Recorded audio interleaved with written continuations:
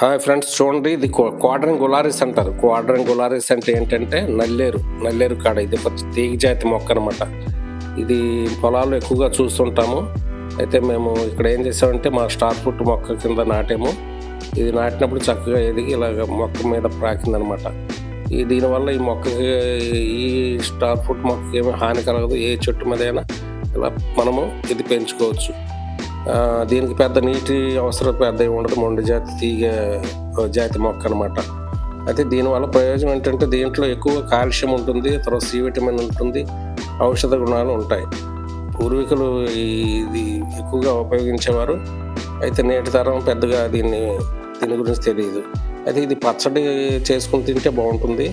అలాగే మరి తోటకూరలాగా, పులుసులాగా పెట్టుకోవచ్చు అనమాట.